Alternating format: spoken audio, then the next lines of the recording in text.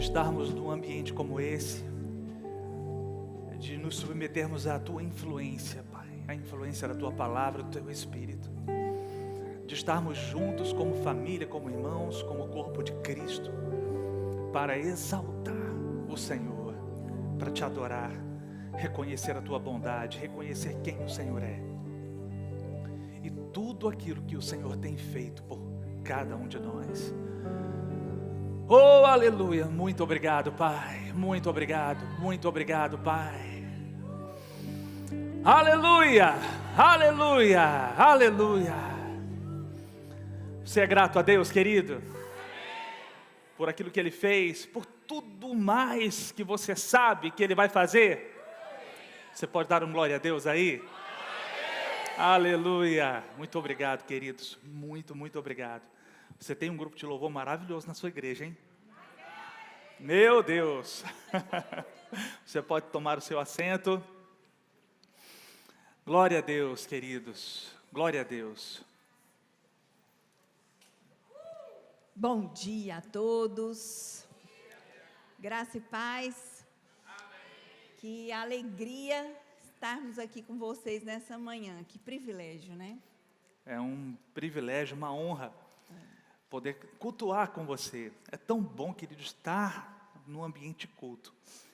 E especialmente aqui em Leiria, junto com os nossos queridos pastor Gleison e Marina, junto com você e com tantas pessoas amadas que nós conhecemos. Algumas conhecemos durante esse período, esses dias aqui de conferência, mas que já amamos muito, e outras que já conhecemos de longa data.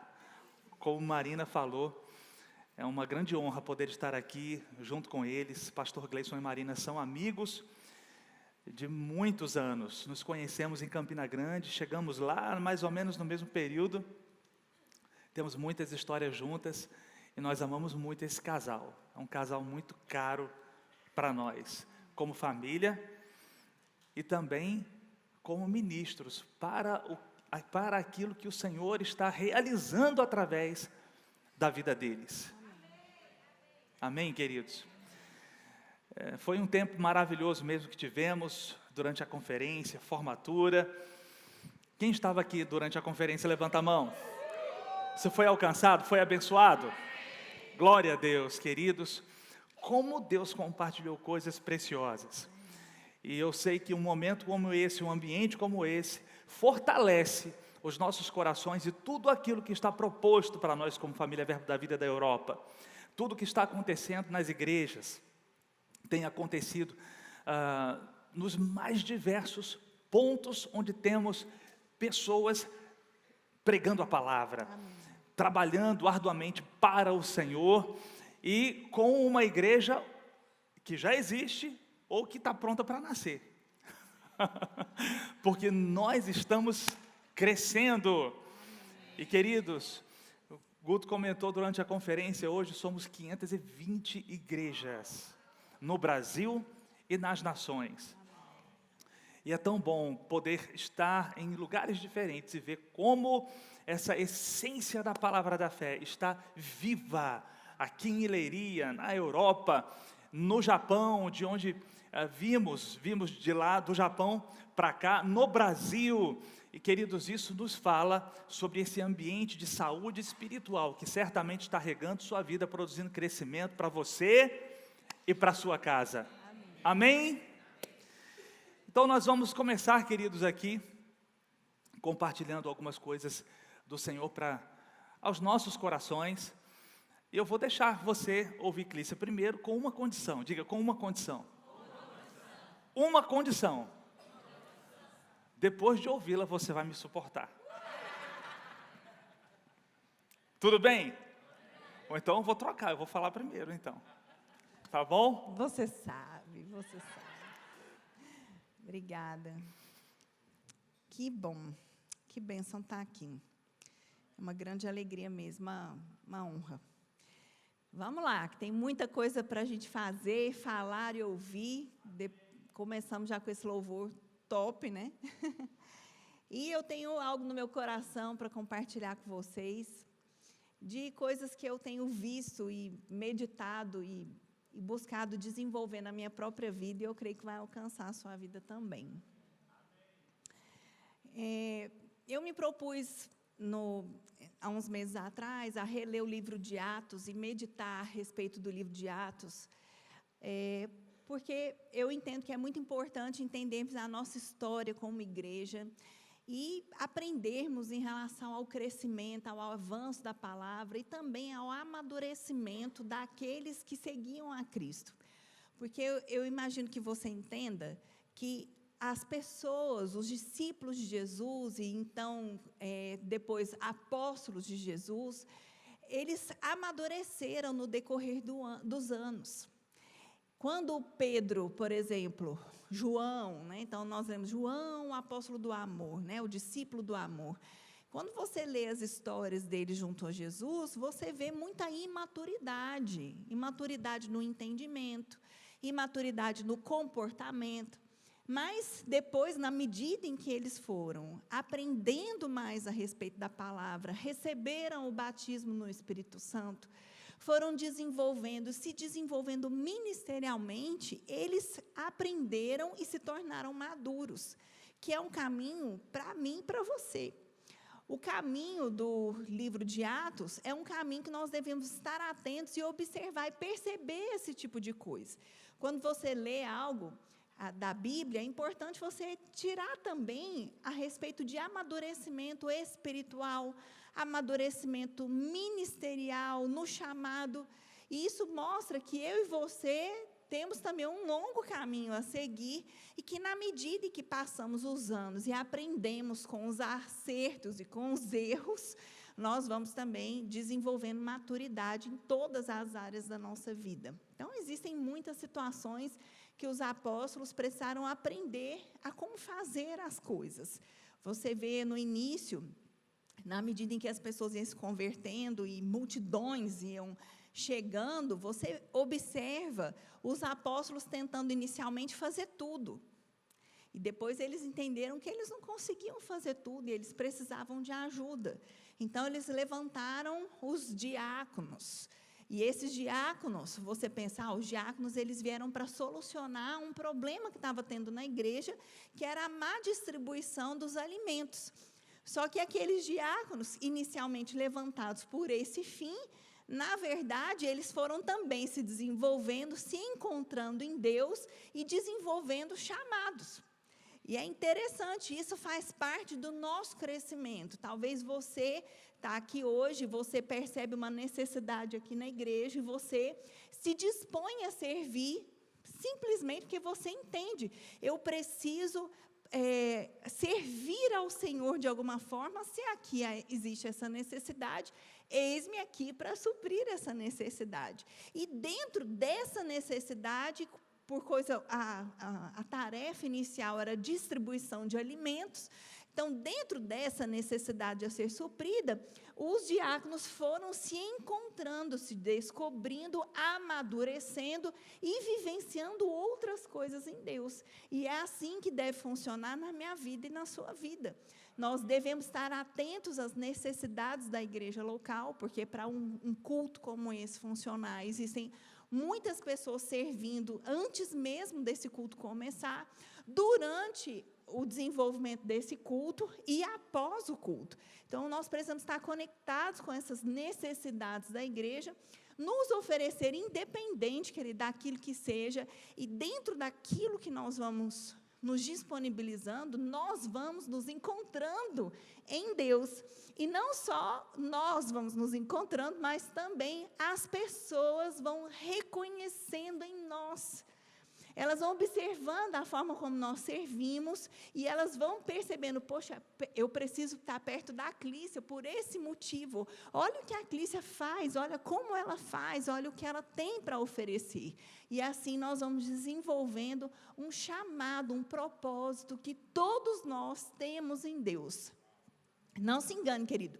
Eu e você temos um propósito em Deus, independente de tipo de chamado. Se é chamado nos 5 dons, se é um chamado para um ministério de socorros, independente se eu e você começamos no ministério de socorros e depois nós vamos desenvolvendo outras coisas, não importa em que nós vamos começar, todos nós temos um chamado em Deus, que é o chamado ministério da reconciliação.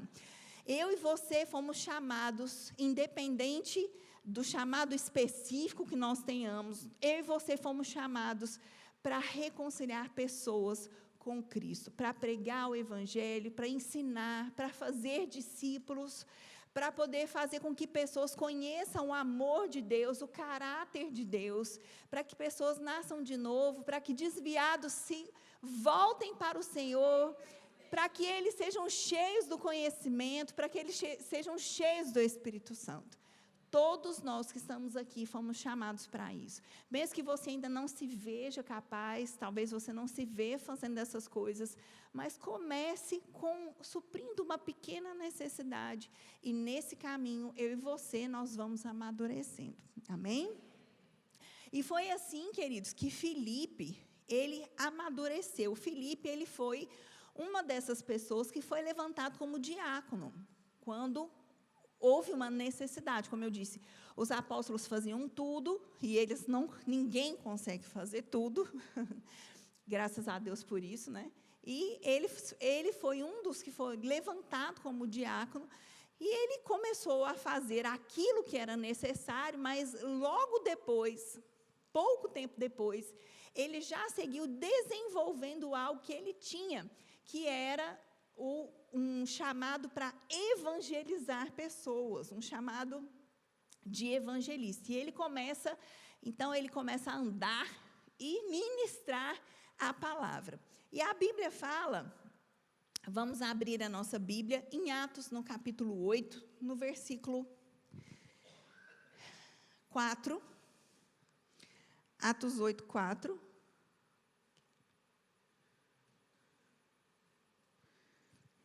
Nós lemos assim: entre mentes, os que foram dispersos iam por toda parte pregando a palavra.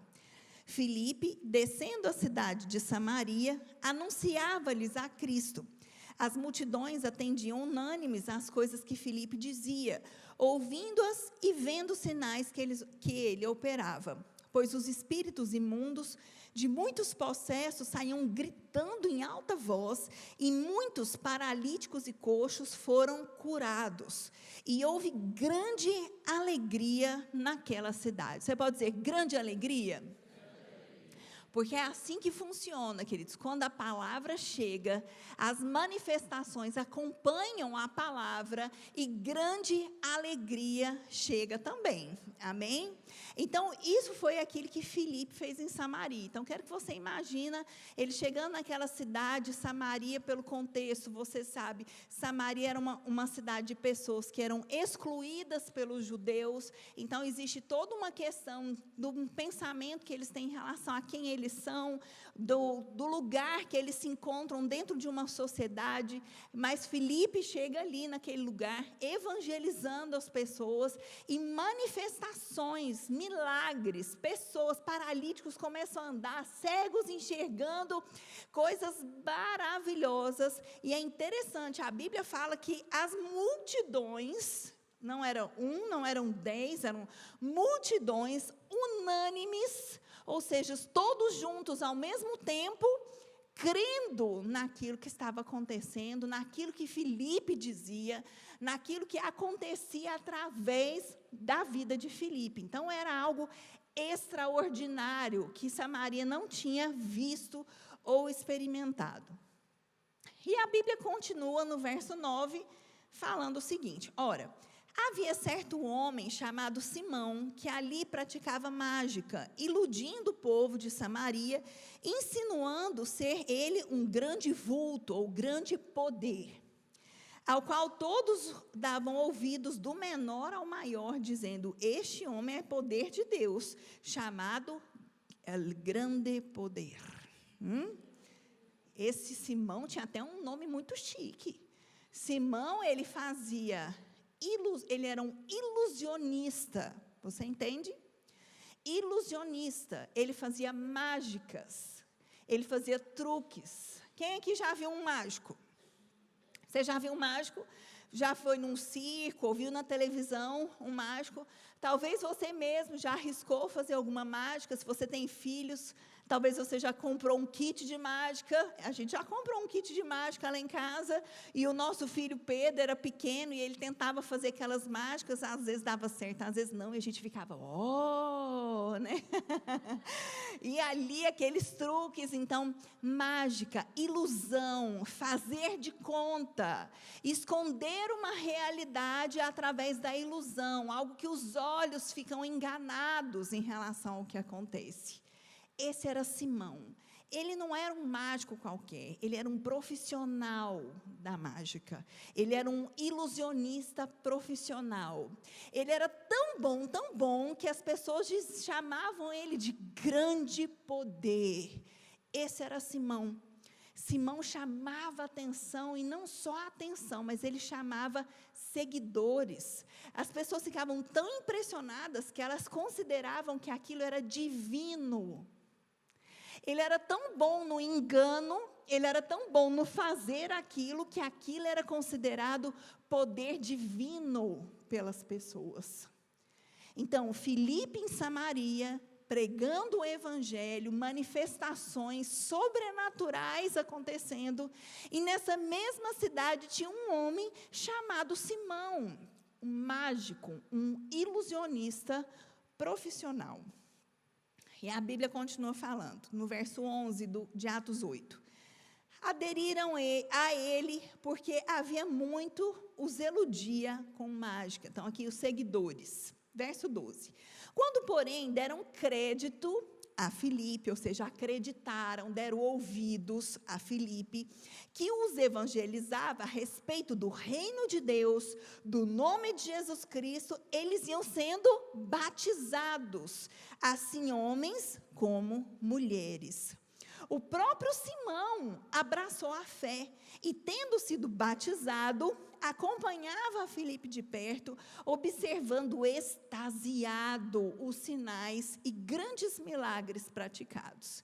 Então, vamos pensar aqui, gente. Filipe, um evangelista, pregando o amor de Deus e sobre o nome de Jesus, quem era Jesus, as pessoas ouviam, davam crédito a ele, elas abriam seu coração, recebiam Jesus como seu Senhor e Salvador, nasciam de novo, e não somente confessavam Jesus, mas também eles iam para o próximo passo, o batismo nas águas. O batismo nas águas é o batismo do arrependimento. Então, as pessoas, elas realmente estavam se comprometendo com a fé cristã. Não só todo o povo, como inclusive aquele Simão, um famoso ilusionista. Então, vamos continuar. No verso 14. Ouvindo os apóstolos que estavam em Jerusalém, que Samaria recebera a palavra de Deus, enviaram-lhe Pedro e João, os quais, descendo por lá, oraram por eles para que recebessem o Espírito Santo, porquanto não havia ainda descido sobre nenhum deles, mas somente haviam sido batizados em nome do Senhor Jesus. Então, lhes impunham as mãos, recebiam eles o Espírito Santo. Vendo, porém, Simão, que pelo fato de imporem os apóstolos as mãos, era concedido o Espírito Santo, ofereceu-lhes dinheiro, propondo: concedei-me também a mim este seu poder, para que aquele sobre quem eu impuser as mãos receba o Espírito Santo. Pedro, porém, lhe respondeu: o teu dinheiro seja contigo para perdição, pois julgaste adquirir por meio dele o dom de Deus. Não tens parte nem sorte com esse ministério, porque o teu coração não é reto diante de Deus. Arrepende-te, pois, a tua maldade, e roga-te ao Senhor, talvez te seja perdoado o intento do coração, pois vejo que estás em fel de amargura e laço de iniquidade. Forte, né? Pedro foi forte aqui, viu, gente? Ele falou, ele foi firme sobre aquilo que Simão estava dizendo. Agora eu quero que você pense comigo. Simão, um mágico, um homem conhecido das pessoas, ele viu que tinha uma coisa diferente. Não era igual àquele que ele fazia, não era ilusão, era real. Os milagres eram reais. Não era mágica como que ele fazia. Filipe não iludia as pessoas como ele iludia. Então, aquilo deixou ele muito impressionado. Tão impressionado a ponto dele desejar receber Jesus, ser batizado, e ele começou a seguir Filipe. Talvez eu e você, vendo um Simão por aí, ficássemos, uau, que testemunho. Não é assim quando a gente vê uma pessoa que tinha uma fé diferente, que vivia uma vida totalmente contrária aos princípios cristãos, como nós ficamos felizes de ver alguém que se converte, que nasce de novo, que deseja seguir. Ele ficou seguindo Filipe de perto. Mas ele já estava impressionado com Filipe, observando tudo aquilo que ele fazia. Mas quando Pedro e João chegaram, impunham as mãos sobre as pessoas, e elas recebiam o Espírito Santo, com certeza com a manifestação do batismo no Espírito Santo, porque ele via que algo acontecia. Então, ali, com certeza, ele via as pessoas orando em outras línguas, manifestações acontecendo, manifestações do poder de Deus. Com certeza, aquilo ele falou, uau, eu já gostava de Filipe, Pedro e João, top. Meu Deus, isso aqui que eles fazem, eu preciso disso aqui. E qual foi a solução que ele teve? Eu vou comprar. Eu vou oferecer dinheiro para receber aquilo que eles têm. Eu não sei, querido, talvez numa leitura descuidada a respeito dessa passagem, a gente fica até meio chateado com o tal do Simão. Simão, que papelão, Simão. Que absurdo, Simão, você vê uma coisa dessa e você querer comprar o poder de Deus. Não se compra o poder de Deus. Você não entende que de graça nós damos e de graça nós recebemos? Como assim? Você está caminhando com Filipe e ainda oferece dinheiro para os apóstolos. Que coragem, que burrice. Talvez, uma leitura rápida, a gente possa pensar a respeito dessas coisas. Mas eu quero fazer uma reflexão com você nessa manhã. Será por que Simão teve essa ideia de oferecer dinheiro pelo poder de Deus? Por que será que ele achou que ele podia comprar o poder de Deus? O que passou pela cabeça de Simão? E pensar a respeito de Simão nos ajuda a pensar também em pessoas que chegam na igreja, que têm atitudes que talvez você fale, eu não esperava mais dessa pessoa esse tipo de atitude. Afinal de contas, ele já é um seguidor de Filipe. Ele já foi batizado, ele já podia estar diferente, num outro nível, falando de uma forma diferente. Por que ele ainda vem com esses conceitos, com esses pedidos, com essas colocações? Porque ele teve esse comportamento. E nós podemos aplicar também esse tipo de pensamento, essa reflexão para a nossa vida, no nosso casamento. Talvez você se casou, aquele amor, aquela paixão, e quando você se casa e começa a conviver com a pessoa tem alguns tipos de atitude, escolhas, colocações, que você fala, meu Deus, eu não acredito que essa pessoa está falando isso. Me lembrei de uma coisa, amor, que vou contar essa aqui, viu? Quando você for ministrar, você desconta assim, né? Você se explica, você faz aí como você quiser. O Renato, ele é muito engraçado.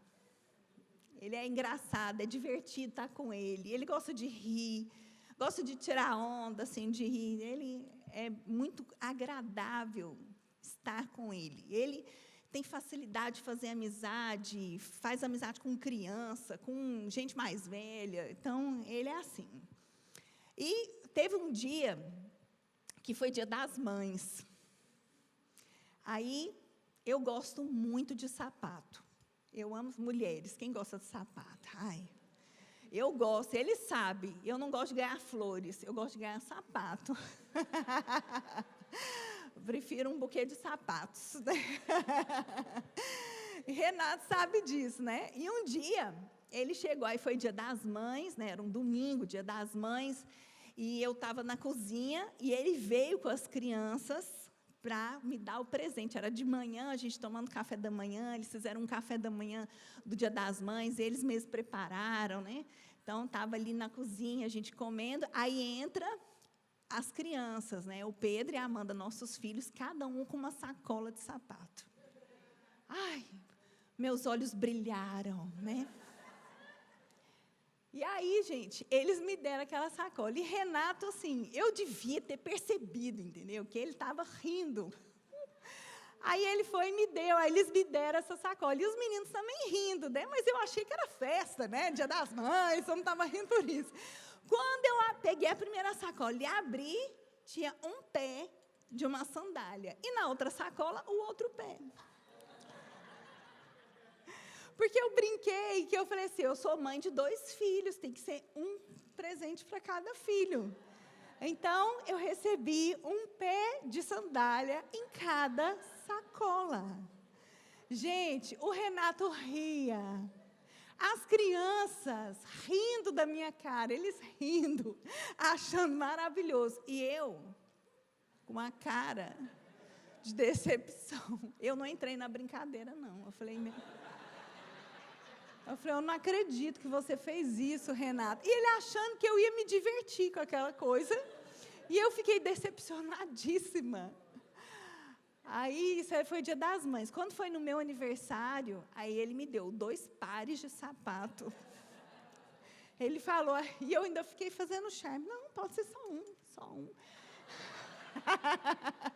Mas ele, no meu aniversário, ele me deu 2 pares de sapato. Ele aqui, você merece e tal, né? Mas, porque, olha que coisa interessante. Ele achou que aquilo ia ser o máximo, o ponto alto do meu Dia das Mães. Super divertido. E eu fiquei super decepcionada. Quando eu era criança, os meus pais, eles me davam presente. Quando eu acordava, tinha um presente do lado da minha cama. Quando eu era criança, eles faziam isso. Então, aquela coisa assim, de você dormir com aquela expectativa, né? Quando você acordasse, ia ter um presente ali do lado. Então, eu achava isso assim. Então, receber presentes no aniversário ou no Dia das Mães era aquela expectativa. Então, quando eu vi 2 sacolas, dupla expectativa. O Renato, por ser uma pessoa bem divertida, assim, com a gente, né? Então, ele achou que aquilo ia ser engraçado e eu achei aquilo decepcionante. Aí, aquilo que tem dentro de você, aquilo que faz parte da sua história, das suas expectativas, a sua forma de ver o mundo, ela gerencia suas ações, os seus pensamentos. Inclusive, o seu relacionamento, o seu casamento. Pensar a respeito de presentes, eu tenho uma ideia do que é presente. Como eu falei, eu não gosto de receber flores. Ele pode tentar me dar flores, mas aquilo não vai ser uau para mim, entendeu? Não é uma coisa que eu gosto de ganhar. Para mim, flor lembra velório, eu não gosto. Eu sei que tem mulher que gosta, mas eu não gosto. Então, nós não somos iguais. A nossa forma de ver a vida, de enxergar as relações, de receber, de reconhecer o amor um do outro, as ações, elas são diferentes. Quando nós nos relacionamos, é assim que funciona. A pessoa fala uma coisa achando que você vai entender. E, na verdade, você tem uma outra visão sobre aquilo. É assim que funciona nos relacionamentos, no casamento, na relação aqui na igreja, dentro dos departamentos, com o seu líder. É assim que funciona. Eu tenho minhas expectativas, eu entendo uma forma de funcionar. Aí ele vem e me dá 2 sacolas. Você entende? Só que eu e você precisamos aumentar a nossa empatia em relação ao outro para poder perceber, através dessas reações, através da forma de se falar, ao invés de eu ser rápida em julgar e falar, poxa, Você não entende que ganhar presente no Dia das Mães é importante? Ao invés de sermos rápidos, fortes, intensos no julgamento, na emoção, ao invés de fazermos isso, nós precisamos enxergar isso, que cada um vê de uma forma. Qual era a forma de Simão? Quem era Simão, gente? Simão era mágico, ilusionista. Era a forma como ele ganhava a vida. Como é que ele ganhava a vida? Ele ganhava dinheiro das pessoas por causa das ilusões, das mágicas que ele fazia. Na cabeça dele, talvez fosse óbvio que se eu quero uma mágica, eu pago pela mágica. Se eu quero ver a manifestação da ilusão, do poder, eu pago por aquilo. Então, é claro que a forma mais rápida de eu receber o poder de impor as mãos e as pessoas receberem batismo no Espírito Santo é pagando por isso. Por isso que talvez, quando a gente lê algumas coisas na Bíblia, a gente fala, uau, que doido esse cara, ele vem aqui, pede, dá dinheiro, justo para Pedro, que fala as coisas mesmo. Só que quem era Simão? Até a forma da gente aprender o Evangelho, ela é baseada naquilo que nós aprendemos. O seu cérebro, queridos, ele cria caminhos. O seu cérebro, ele cria caminhos. Desde a sua infância. E depois, tudo aquilo que você vai aprender, ele usa aquele mesmo caminho, porque o seu cérebro tenta poupar energia e fazer você aprender as coisas de forma mais rápida. Então, por exemplo, a criança vai aprender matemática. Meus filhos falam, para que eu aprendo isso? Eu não vou usar isso nunca. Não é só a matemática, uma fórmula, mas é um raciocínio lógico matemático. E na medida que eles aprendem, eles usam aquele raciocínio para aprender diversas coisas. Por que a gente não aconselha jovens, adolescentes namorarem? É um grande prejuízo para a vida deles. O namoro é para o casamento. Ele vai namorar, não vai dar certo, imaturo, não vai dar certo, vão romper. Só que o cérebro dele criou um caminho sobre o amor, sobre relacionamento. E aquele caminho, ele vai usar aquele mesmo caminho para o próximo relacionamento.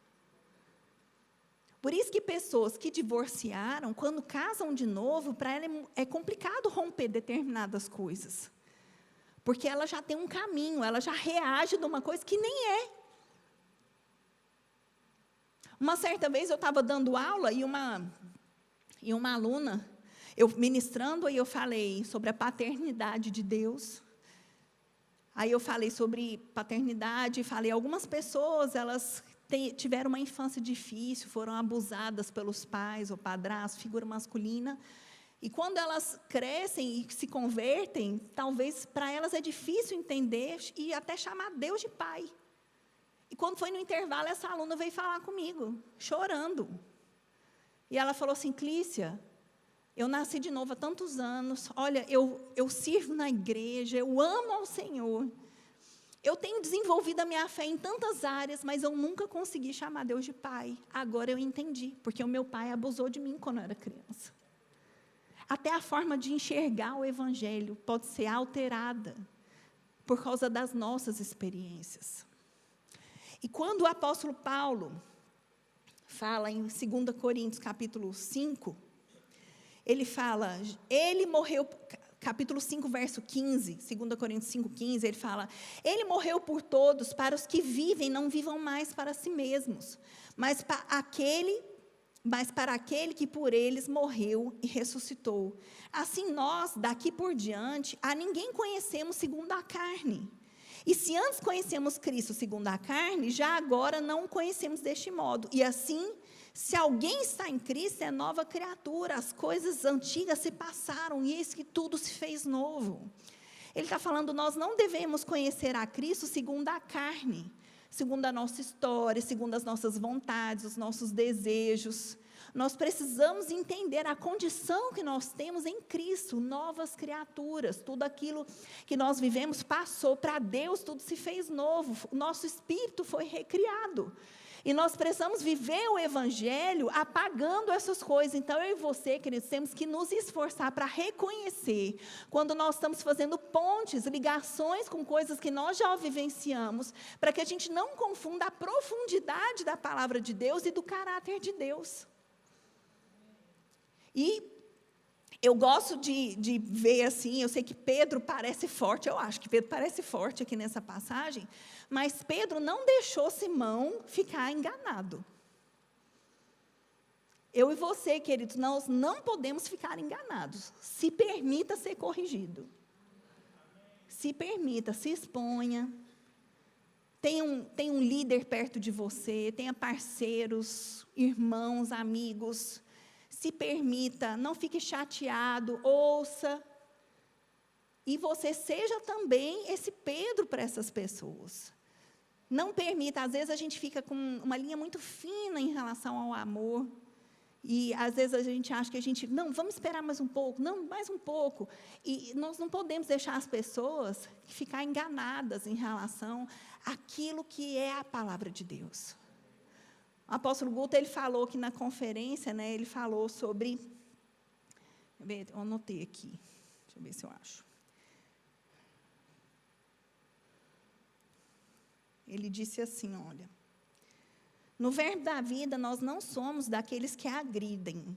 Nós amamos e investimos, mas nós não abrimos mão da doutrina. Se existe um pensamento errado, nós combatemos. Não abra mão, querido, dos princípios da palavra, de quem você é. Não se permita ser enganado pelas coisas que estão ao seu redor, pela cultura do lugar que você está. Fique firme. Fique firme. A leitura que você precisa fazer da palavra de Deus é a partir da sua nova condição. Deus não precisa ser baseado em nada daquilo que você já aprendeu. O amor dele é real sobre a sua vida. O perdão dele é real sobre a sua vida. E você pode receber esse amor, esse perdão e manifestar esse mesmo amor e esse mesmo perdão pelas outras pessoas. Amém? Vire para o irmão do seu lado e diga, eu não vou ser enganado pelas minhas emoções. Amém. Glória a Deus. Gente, obrigada.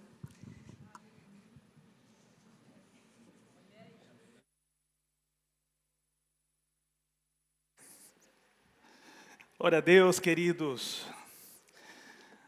Então, eu só vou ter tempo para me defender.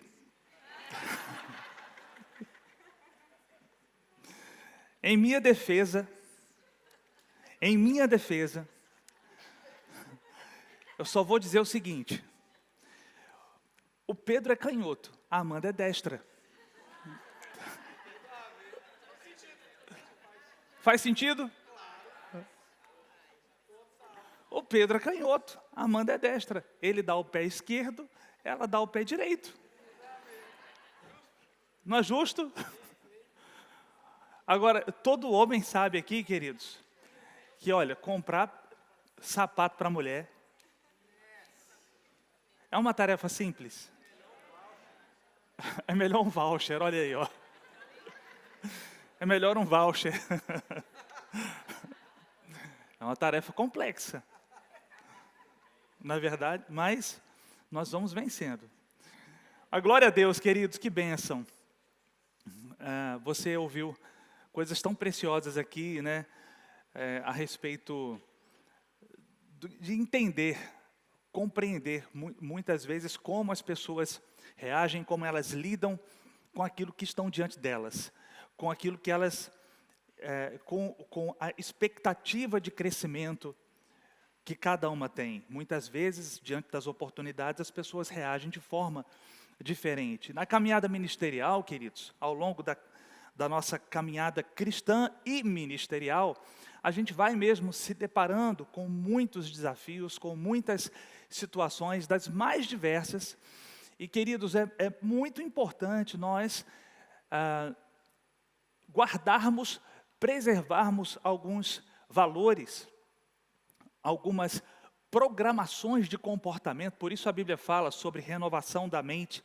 a renovação da mente é uma programação mental a partir das Escrituras, que fazem com que você se comporte, você reaja, você tome decisões que estão alinhadas com as Escrituras, né? E quando você programa a sua mente, você acolhe valores para você que vão nortear o seu comportamento.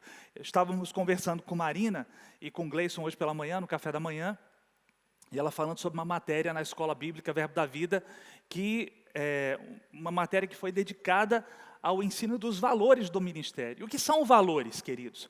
Valores são comportamentos. Valores dizem respeito à maneira como você quer ser conhecido, como você quer ser identificado. Quando a gente está num lugar, quando a gente está numa igreja, a gente entra, mesmo que não tenha placa, você sabe se está no Verbo da Vida ou não. Porque o Verbo da Vida tem um jeito de ser. Existe um jeito de ser Verbo da Vida.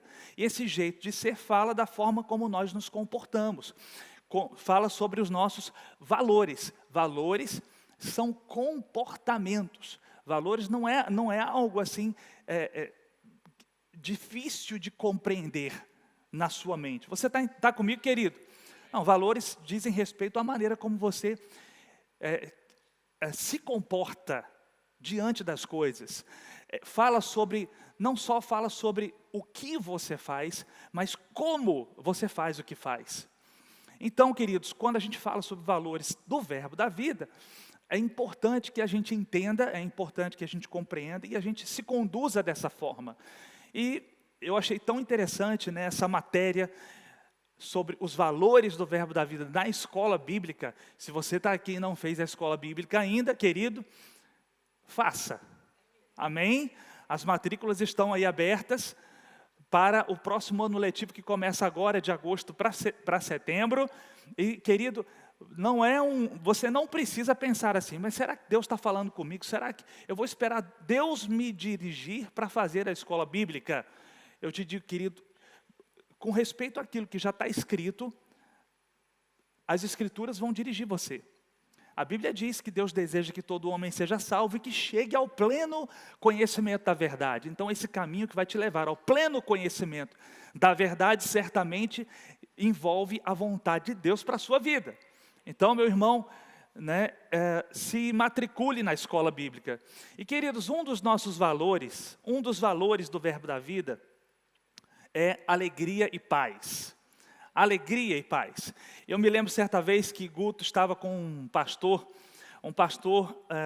muito conhecido em Campina Grande, um pastor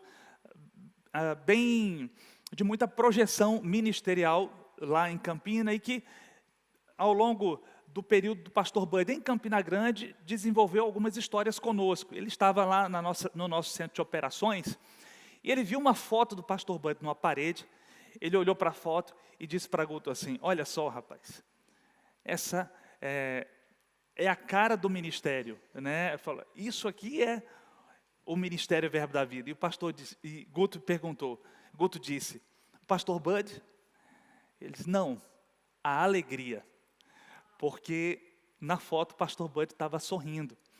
E, queridos, é tão bom nós estarmos num ministério, num lugar que preza por um comportamento assim, preza pela alegria, pela paz, dentre os outros valores que nós cultivamos também, mas estar num ambiente de alegria, queridos, porque a Bíblia diz, queridos, que Jesus disse, né, vinde a mim, vós que estáis cansados e sobrecarregados, eu vos aliviarei. Você não vem para o ministério para ficar cansado e sobrecarregado, você vem para o ministério, você serve a Deus para estar leve, aliviado, feliz. Amém, queridos?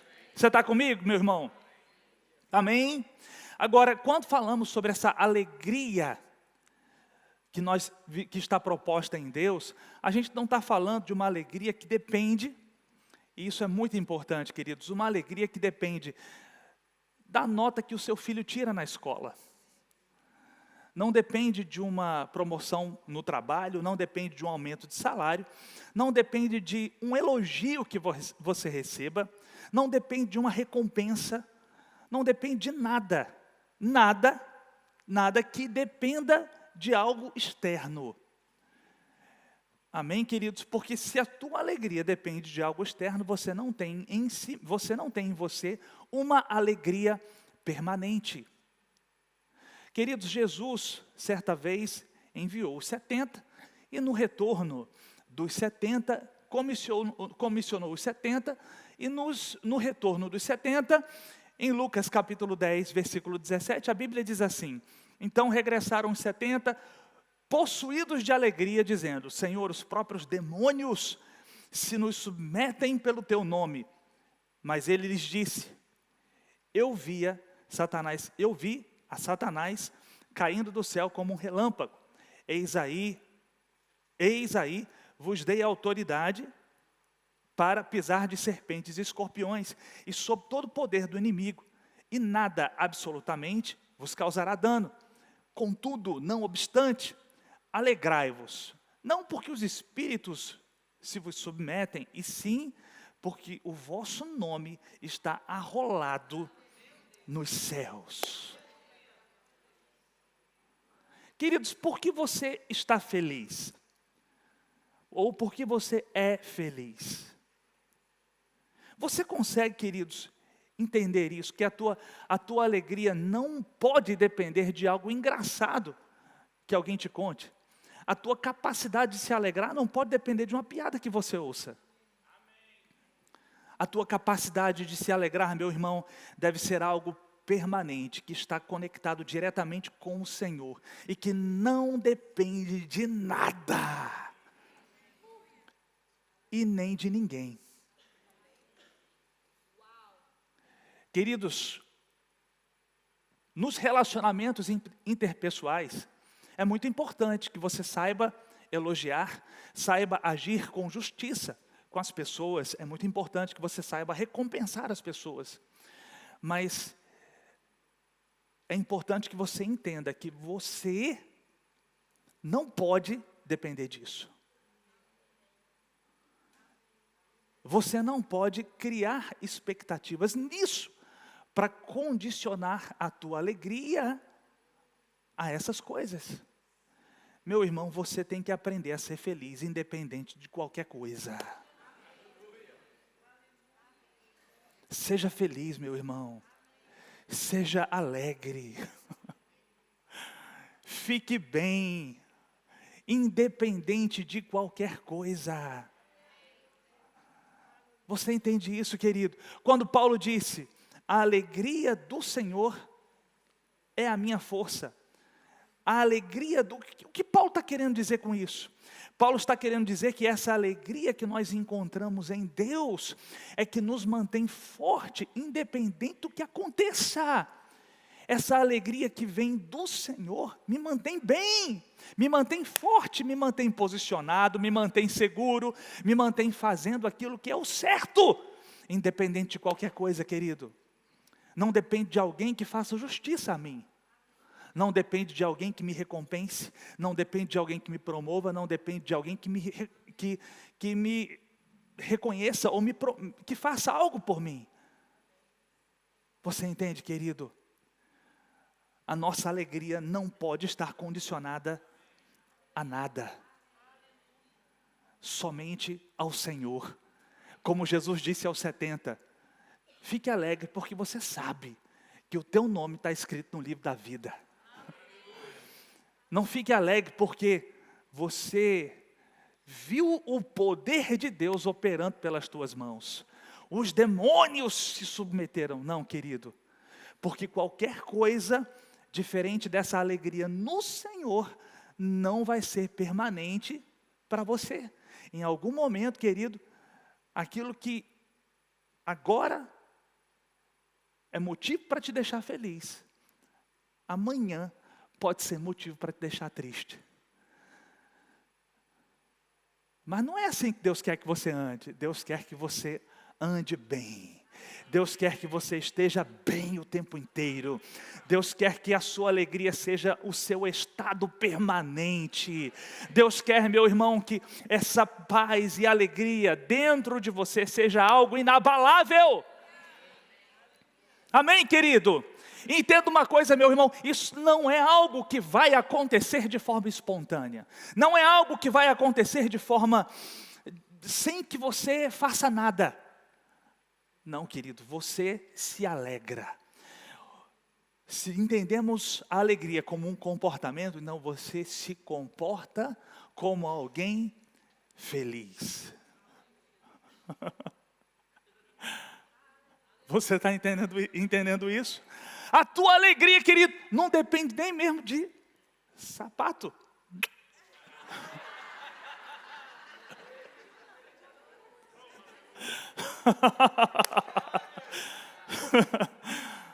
Você está, amém? Você entende isso, querido? Os homens parecem que estão concordando mais.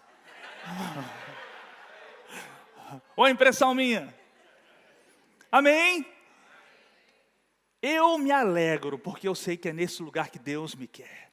Eu me alegro, querido, porque eu sei que em Deus, na alegria que vem dEle, eu me mantenho bem, eu me mantenho forte, eu me mantenho no lugar que Ele quer que eu esteja. Amém, querido? E o salmista diz algo interessante, Salmos capítulo 37, versículo 4. Salmo capítulo 37, versículo 4, a Bíblia diz assim: alegrai-vos do Senhor e Ele, olha o que o salmista diz, alegrai-vos ou agrada-te do Senhor e Ele satisfará os desejos do seu coração. Entrega o teu caminho ao Senhor, confia nele e o mais Ele fará. Fará sobressair tua justiça como o sol, como a luz, e o teu direito como o sol ao meio-dia. Descansa no Senhor, espera nele, não te irrites por causa do homem que prospera em seu caminho, por causa do que leva a cabo os seus maus desígnios. Deixa a ira, abandona o furor, não te impacientes, certamente isso acabará mal, porque os malfeitores serão exterminados, mas os que esperam no Senhor possuirão a terra. Querido, o que o salmista diz aqui? Ele diz, olha, se alegra no Senhor, alegre-te no Senhor, e Ele satisfará os desejos do teu coração. Se alegra no Senhor, e Ele vai satisfazer os desejos do teu coração. Deixa eu te perguntar uma coisa, querido, o que vem primeiro, a alegria ou a satisfação dos teus desejos? O que vem primeiro? O que vem? A Bíblia diz, se alegra e Deus vai fazer. Eu me alegro e Deus faz. Eu me alegro, eu não vou me alegrar porque Deus fez. Eu vou me alegrar nele. E porque eu me alegro, Ele faz. Você entende isso, querido? Meu irmão, o estado de alegria tem que ser o seu estado de permanência, o seu estado constante. Querido, se tem algo que a gente precisa ver em você, é um sorriso no rosto. Porque quem vive alegre, feliz, meu irmão, não vive com... Pastor Bud dizia, não vive com cara de jumento. Não vive com cara de jumento, com cara amarrada. Você entende, querido? Agora, olha o que a Bíblia diz, querido. Quando eu me alegro, Deus faz. Sim? Você já imaginou que Deus pode estar sendo impedido de fazer algumas coisas porque eu não estou feliz? Se a Bíblia diz que eu me alegro e Deus faz... Fala, rapaz, pera, mas Deus ainda não fez. Mas você já se alegrou? Você já se alegrou, porque a alegria tem que vir antes. Eu me alegro e Deus faz. Querido, tem gente que diz assim, rapaz, fulano vive feliz, mas também tudo dá certo na vida dele.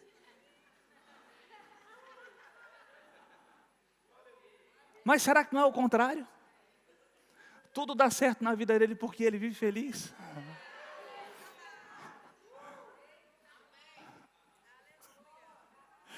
Tudo dá certo porque ele vive feliz. Eu me alegro e Deus faz. Eu me alegro e Deus faz. Ah, mas Deus não fez. Mas será que você já se alegrou o suficiente? Será que você está feliz o suficiente, querido?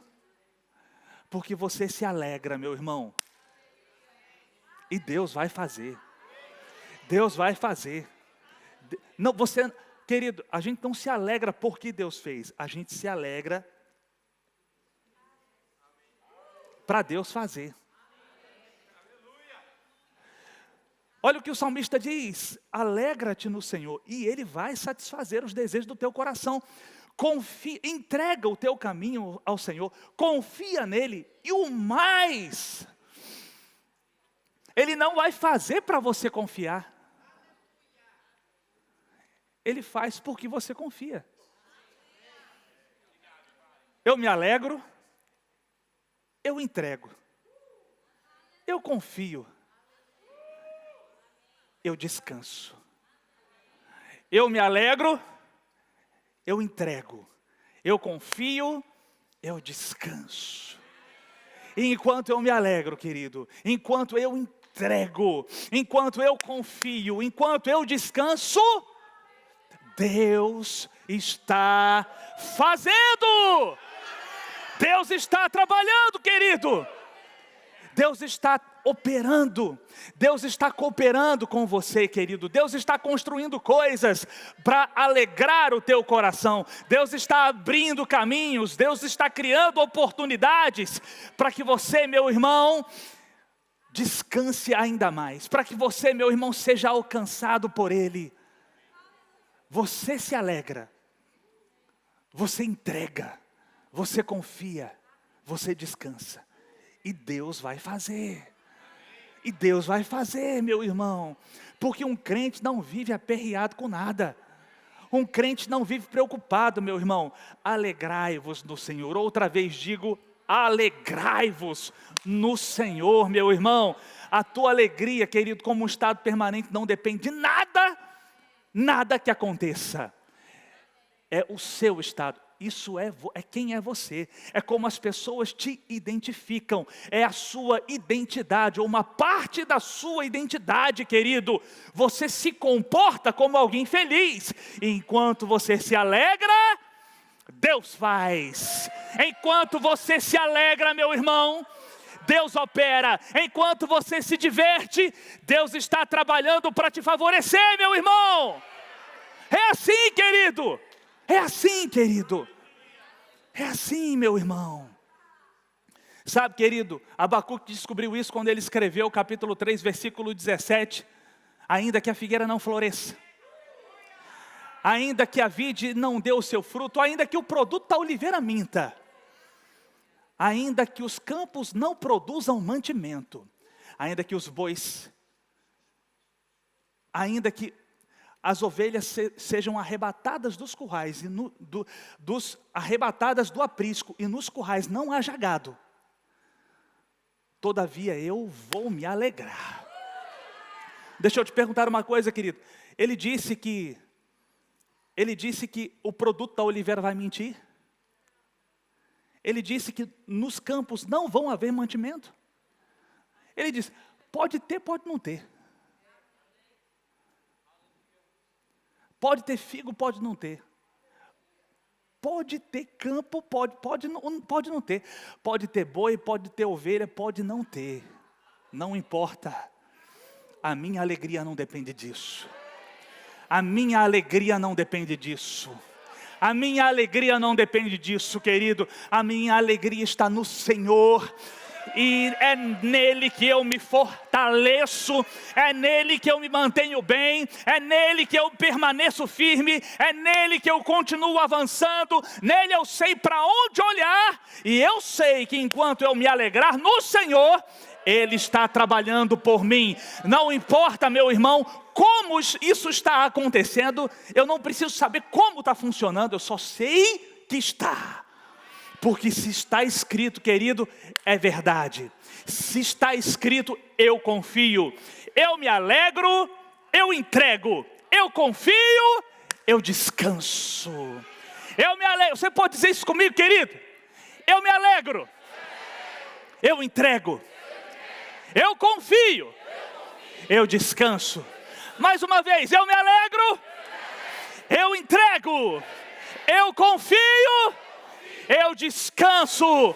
Você está pronto para viver, meu irmão, feliz, alegre, oh aleluia, independente do que aconteça, querido, porque a tua alegria não está condicionada às circunstâncias, ela vai além, ela está muito além, ela supera qualquer capacidade humana de compreensão.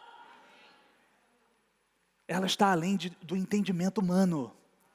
Ninguém entende por quê, nem tem que entender, mas você está bem. Você está bem. Você está feliz. Dá para ver isso no seu rosto? Como falamos aqui, querido, é a forma como as pessoas te identificam. As pessoas estão, querido, é a forma como você é conhecido. Como é que você é conhecido, bonitão? Hein? Porque deixa eu te dizer, querido, mau humor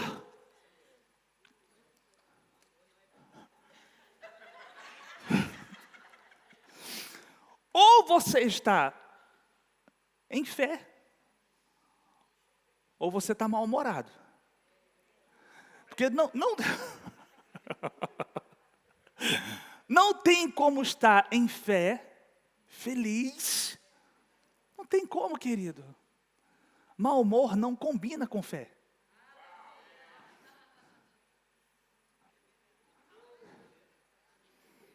Se você está aperreado, mal-humorado, querido, eu não te conheço tão bem, então vou ficar à vontade para falar. Você não está em fé.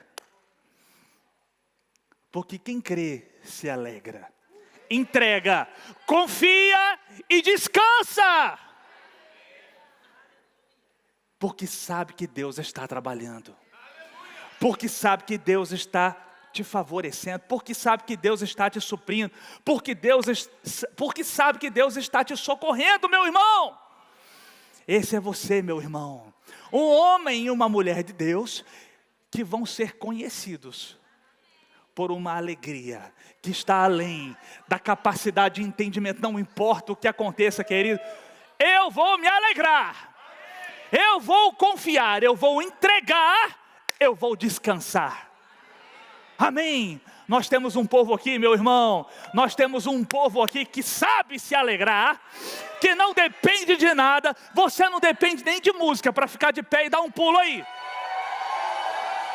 Você não depende não, meu irmão, para dar um júbilo aí.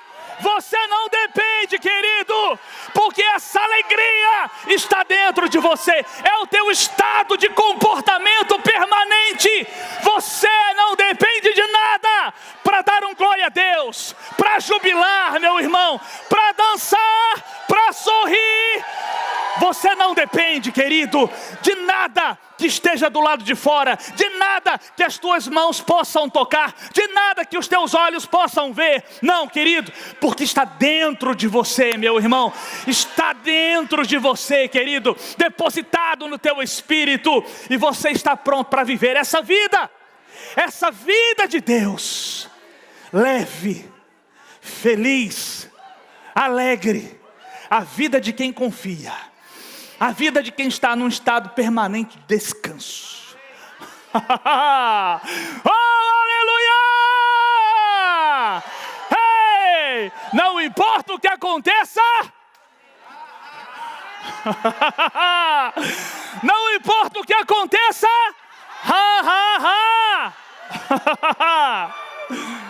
Oh, aleluia! Aleluia! Porque Deus, o meu Deus, o meu Pai, está cuidando de tudo, está cuidando de mim, está trabalhando por mim, está movendo o que for preciso para me amparar, está movendo céus e terra para que a sua palavra se cumpra na minha vida.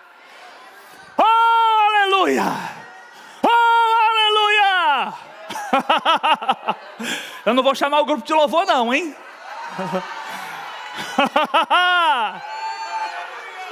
Oh, aleluia!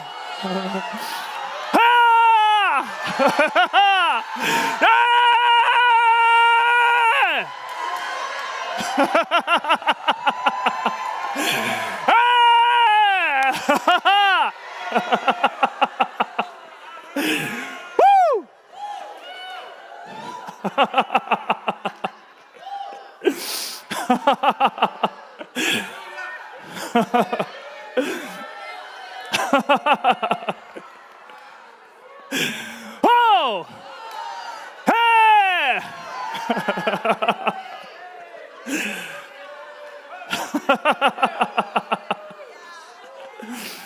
Esse é você, meu irmão.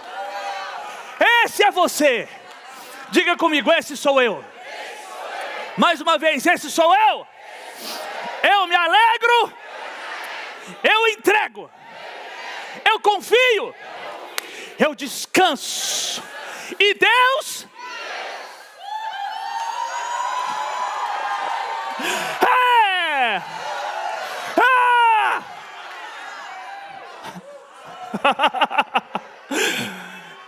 Eu me alegro. Eu entrego. Eu confio.